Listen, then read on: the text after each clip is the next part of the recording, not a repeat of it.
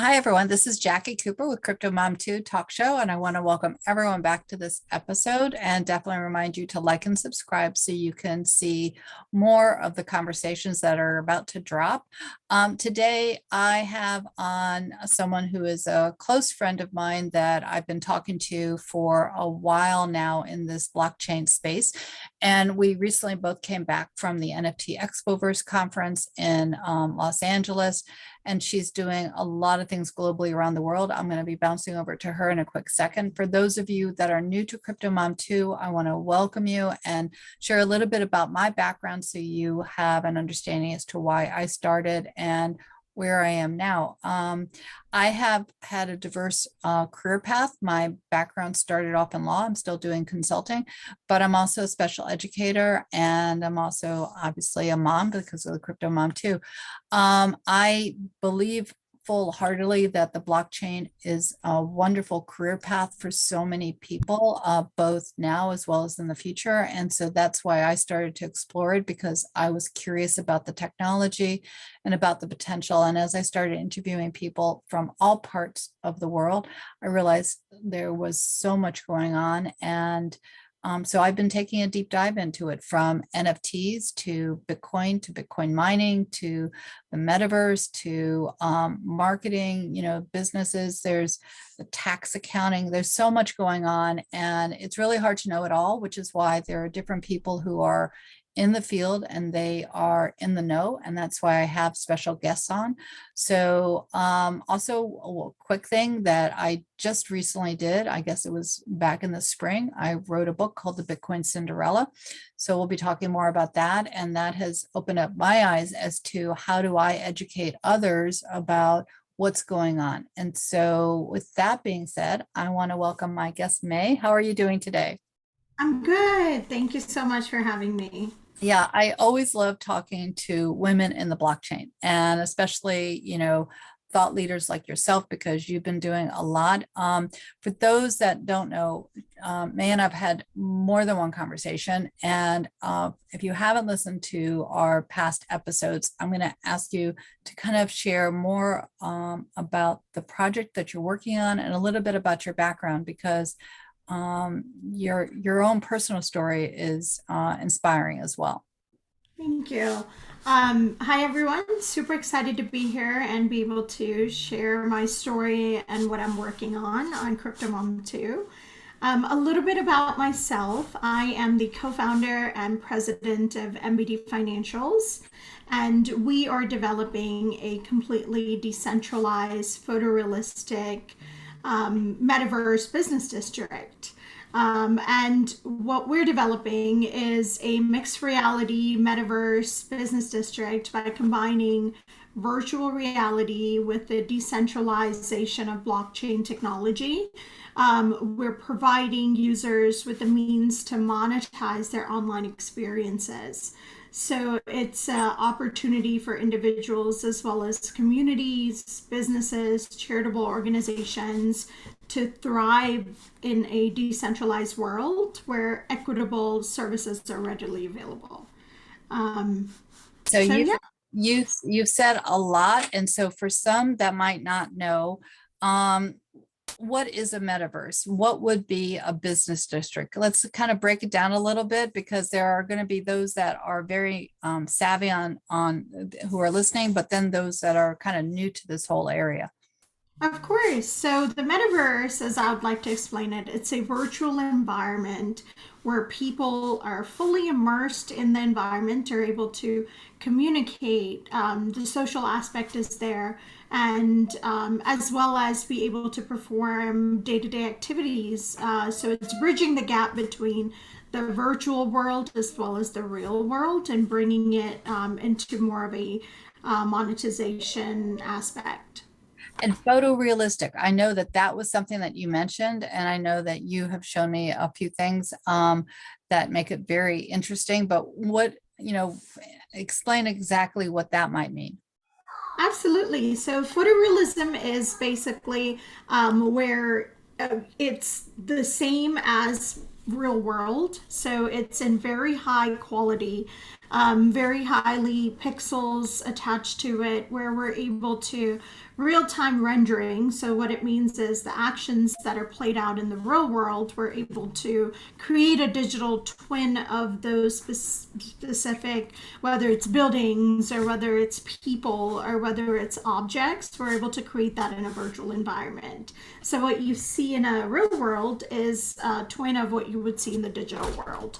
What I love about that is for those that are doing businesses, if you would like to have a shop or then be able to offer a product, it sort of is like parallel, between what you are doing online as well as what you're doing in a brick and mortar. Yes, absolutely. So that's what traditionally you'll hear the word digital twin quite a bit, and that's literally what it is. So it's an actual real world product that you could create a virtual twin of and be able to provide utilities that tie into the real product in itself. Yeah, I'm very excited about this because, again, as I mentioned with the Bitcoin Cinderella, I can't wait to learn more about how do I get that as a digital twin within the business district. So I'm curious, you've been in this space for a while. What made you kind of go this direction? And what sort of have you faced any challenges and kind of switching careers or going this direction? Yeah, so just to give you a little bit of a backstory behind me and how I kind of got started in this project to begin with. I also am the co-founder and CEO of a company called TechWays XR, and we have been in the blockchain development, especially in education, health and wellness, as well as government contracting for quite some time. And a lot of the technology that you see now here today is a evolved version of what was traditionally being used. For example, NFTs and tracking. A lot of this technology was also previously being utilized in what you call as IoT, Internet of Things, in supply chain, pharmaceuticals, to be able to track and handoffs and be able to see a very transparent transfer of those products or services per se. Even in financial institutions, blockchain technology and solutions have been used for quite some time. One of the areas, so I was originally born in Bangladesh, which is a developing country, and my parents had the ability, of course, to relocate to the United States when I was very young. So I've had the opportunity, education and opportunities that comes with living the American dream, right?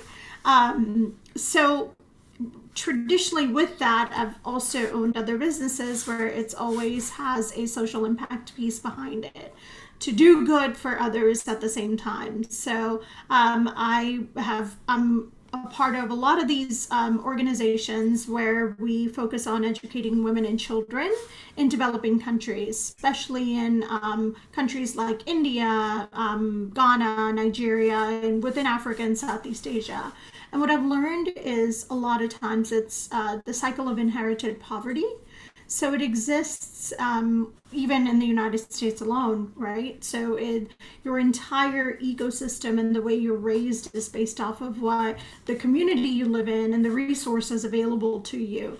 I do a lot of social work with the homeless here just right at home in Dallas, Texas. And what I've realized is a lot of people look at the fact that, hey, this person is, well, they can work, but they choose to be homeless, or they could have these resources where traditionally you can't because they don't have the resources might be there, but they don't have the accessibility to those resources, internet, phone service, or a computer to be able to access their social security and other benefits that might be available. So what I decided is, what if we were able to provide, especially with blockchain technology, and being able to scale that in a completely decentralized way.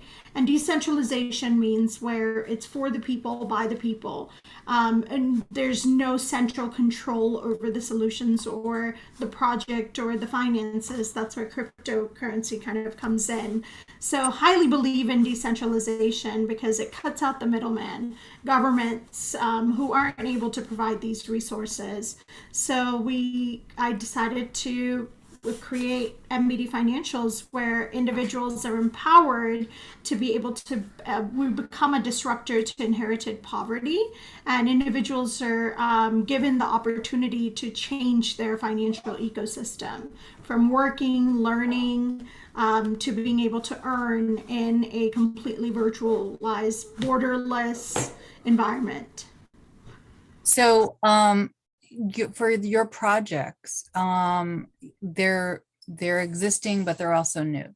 And I'm sure that there are individuals that are curious, how does a project give how does it be given birth? How is it created? And then how is it, both funded as well as get off the ground? Do you want to provide, because you've done a lot of different things. Do you want to kind of give an overview as to the life cycle of a project, especially on the blockchain? Yeah, absolutely. So it is a difficult. So what I would say is it's one of the hardest thing I've ever done in my entire life. And it isn't an easy path to funding. And Metaverse project, as we look at the foundation of it and the funding process, it costs a lot of money. And all of my other companies, we've been self-funded. I've never had to really raise capital. I've been successful at bootstrapping my way through until we were revenue positive and reinvesting revenue generated and making it grow from there. With this project, it's a decentralized with really the financial stability needs to be there from providing liquidity. So we bootstrapped our way, and I didn't want to go to market without having use cases and being able to provide real world solutions and without just it being an idea, because especially in this space there is a million ideas and only a few really make it. So I wanted to be sure we positioned ourselves to where people took us seriously and looked at us as just not another cryptocurrency project, but more so of an actual business that's tied to a currency that supports their ecosystem.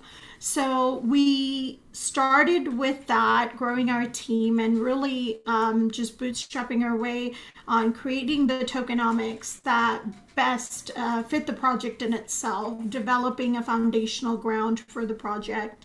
And then we came to a halt where I realized, okay, now I'm completely out of funds or getting close to it and need to raise capital. And it was my very first ever capital raise.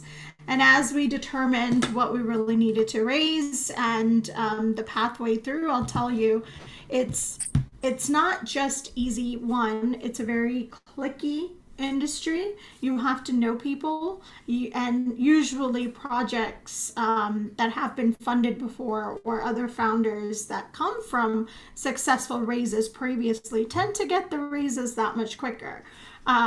If you look at the founder of WeWorks, where the new project was released and he was funded within days, and it was initially because, one, of course, he has the track record to be able to do that, and two, the fact that he understands and is involved in that in the investment space to begin with.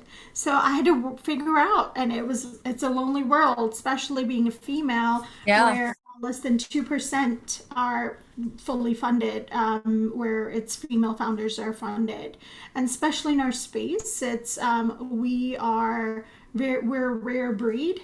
Especially in the Web3 cryptocurrency space, and so you have to fight your way through to make a name for yourself. So attending a lot of these events, speaking and bringing awareness has been a huge factor.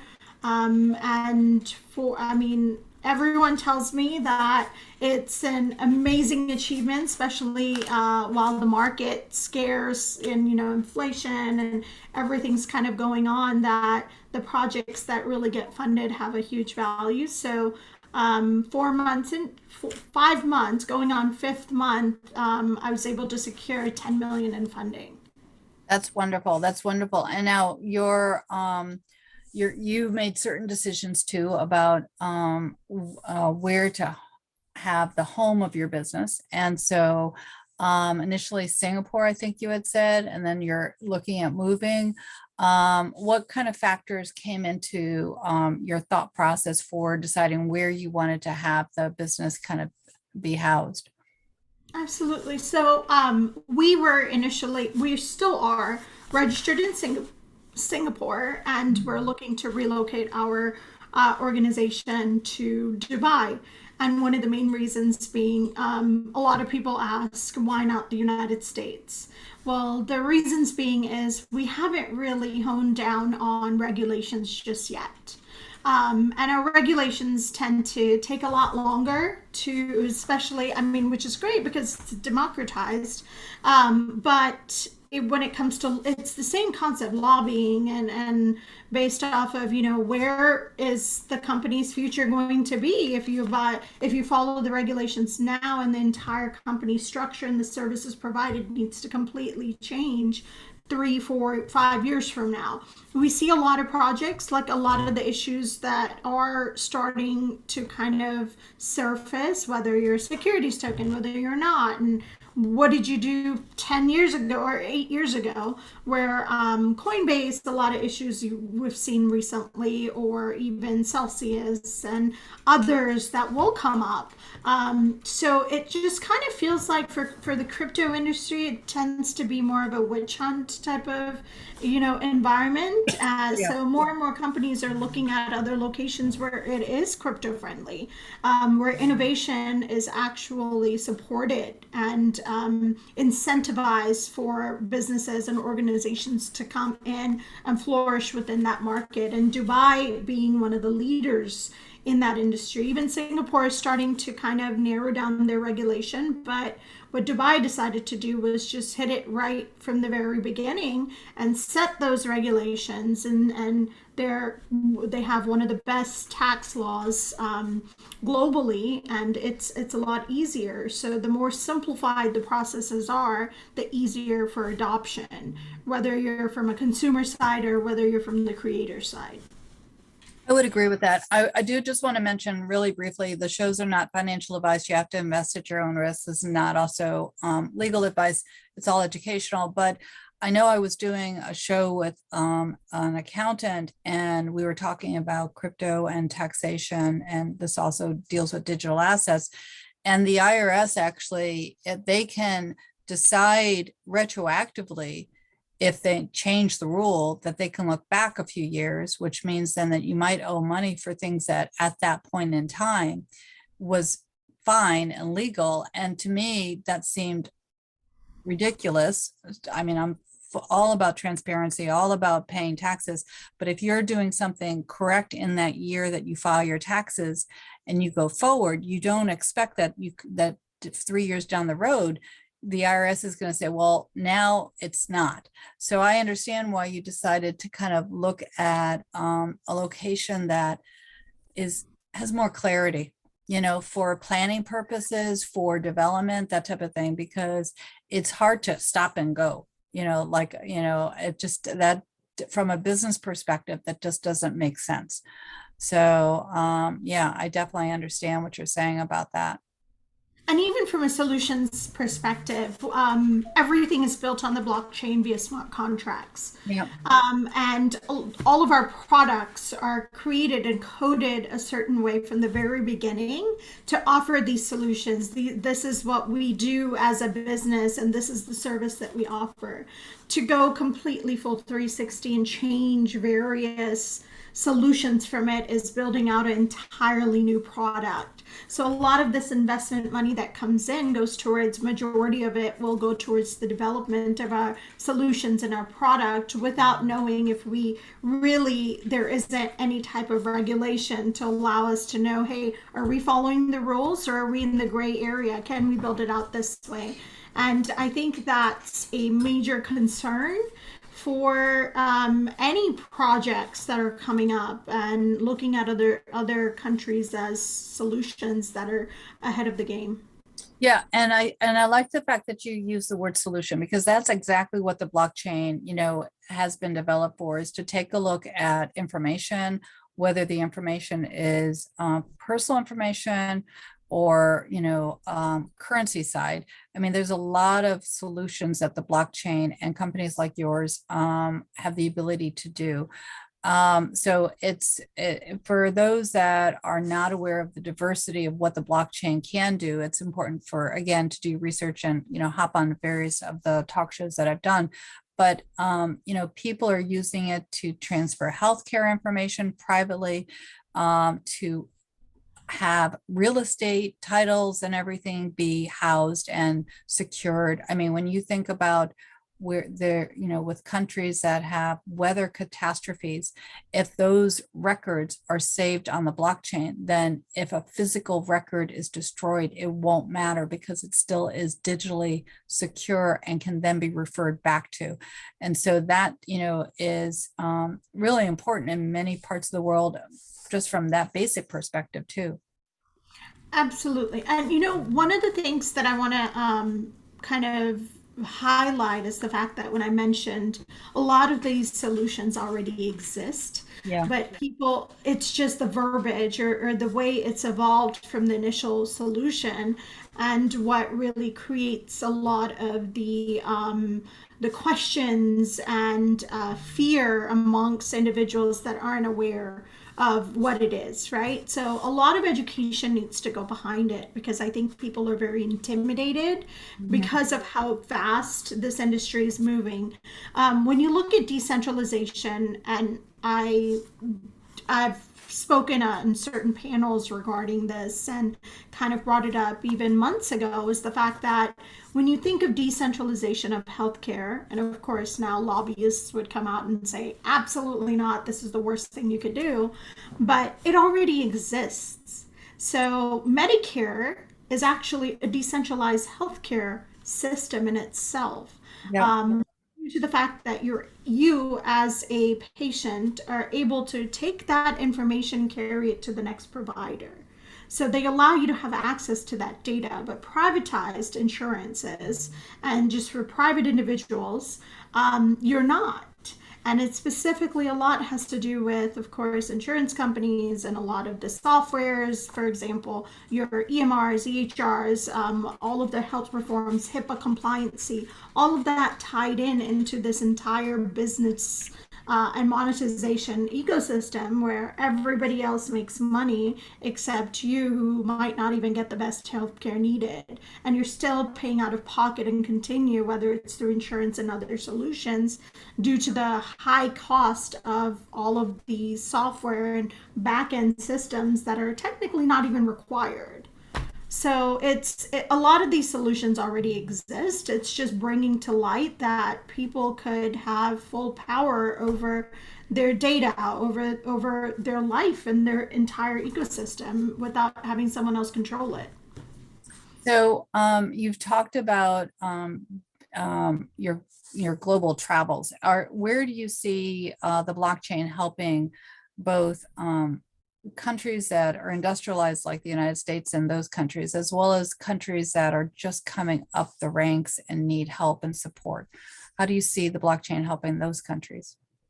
To be honest, in various parts of someone's ecosystem, which is why I kind of always advocate, that's how our project came to birth, right? So Yeah. for me, as I'm also, that's why Crypto Mom, like, I relate to it so much, because I have a 6-year-old. Yeah. And for moms, when you're initially, before even all of this, going to work, working a 9 to 5 job, coming home and still having traveling, moms that travel Monday through Friday or have to travel throughout, whether internationally or domestically, having to come home and spending that little bit of time with your child is the world. And even through this with a startup, it's the baseball games and various things, but then there are moms that are having to work 2 jobs as a single Yeah. parent and trying to make ends meet, and you're not home a lot. It's the babysitters. That's where the whole term "it takes a village" kind of came around. Yeah. So with the blockchain and accessibility, it provides moms to be able to work in a virtual environment regardless of where you are. So when we got stuck with COVID and we had the great opportunity, a lot of us, not everyone, had the opportunity to work from home and be able to spend that time with the family and still be able to provide. Well, a lot of that now can be done virtually completely, and you're able to earn the same amount whether you're a female or whether you're a male doing the same job in that specific currency. Mhm. So regardless of what part of the world you are, your education, your level of understanding, and what you put out is what you will get back regardless of where you live. So it's a world where it'll be completely borderless, and the value of money isn't determined by the government or where you're geographically located versus what your skill sets are. So developing those skill sets and providing opportunities for everyone to take advantage of, um, and be able to spend time and resources and be able to still have a family at the same time. So I know that I totally agree with you on that. And one of the things that I feel really strongly about is the education side. And I know that there are a lot of resources out there for people to use to educate. It's kind of hard though, because there's so much going on. Within your platform, are you anticipating that you're going to be incorporating, and you're going to have a business district, but are you going to be incorporating the education side too? Or what's your vision for that direction? Absolutely. That's a core foundation of our project is financial education and education in general. So receiving certifications. On our platform, individuals, let's say it's a teacher, or a software developer, or a graphic designer, or any from any industry, they're able to go on the platform and help teach another individual halfway across the world in these developing countries or anywhere really. And as that person teaches the other individual, they're earning to be able to give back and share their knowledge and share their expertise. And the person learning is also earning while they're learning. So it allows an individual to develop a skill set and then utilize that to make a living for themselves. So it's gamifying the entire learning process. So after they learn at each level that they get certified via an NFT to show that you are certified in this skill set, and then they're able to work for any organization or open their own service, be able to offer that service in a form of NFT in our marketplace. So it's providing a platform for everybody to be able to share and earn at the same level. But the reason why education is so important is for adoption in general, Yeah. where it doesn't become, and education needs to be at the level of other person's understanding. When I first got into crypto, I saw mining and all of this, and it was overwhelming. Yeah. So I had to narrow it down and simplify the learning process. What is cryptocurrency? How does it work? What is the blockchain? Even through the NFT process. What I would like to kind of note is that no one's an expert in this industry. Web3 didn't exist over a year ago, even the term in itself. So no one can really go to college and have a 4-year degree on it, or NFTs. Blockchain, yes, but cryptocurrency, yes, but it wasn't part of your economics or financial Yeah. lessons. So everybody's self-taught in this industry. I'm self-taught in this industry. I graduated in communication and broadcasting journalism.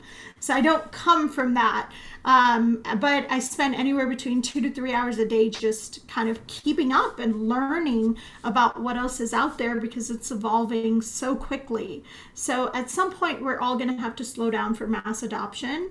And just like credit cards or cell phones, as it evolves, Face ID and FaceTime kind of came around. That's where it's going to be, that every platform will have to simplify it for everybody for mass adoption. Yeah, I again, agree. And that's actually another reason why I'll just show it on the screen. That's another reason why I wrote the Bitcoin Cinderella book, because it's really the first of 10 different books.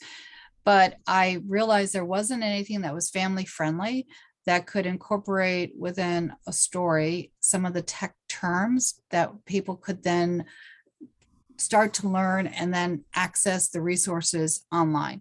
And I know that the next adventures for the main character are going to be NFT oriented. I love how you talk about using the NFT as a certificate base for the learning. And then another adventure is going to be in the gaming space, which is, exactly what you hit on in terms of, learning and being paid for the learning. And, there's that whole area. That industry is amazing. And then the other area that you also talked about is the mining side. Again, that's another episode and adventure, because each of these areas have their own tech terms that are very deep and entrenched. And as we learn foreign language, this is like a foreign language.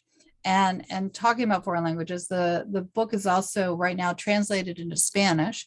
It's about to be translated into Creole. It's going to be translated into other languages because, again, it's important that our education be multilingual and be available to everyone, in any way that they can understand it, so they can also participate and it's accessible.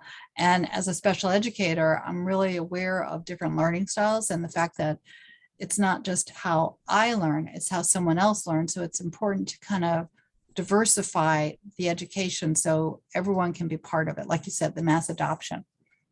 Of course. And to be honest with you, if parents really take a look at, what the kids are currently playing when it comes to games, my son started playing, and one of his actually teachers recommended it from the age of 4. He was playing Minecraft and Yeah. for development.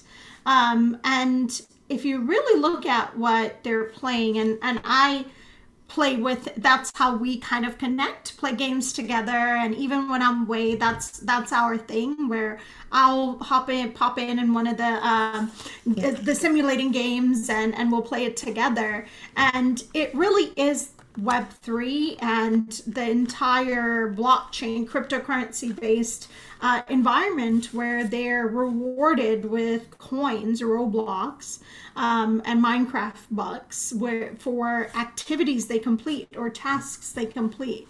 And they understand coins and tokens. Yeah, they do. My son talks to me all the time about it, and he tells me, "Oh, I bought this asset, and I bought this, and this was a pack I bought for my avatar." And they're always looking to upgrade the avatars.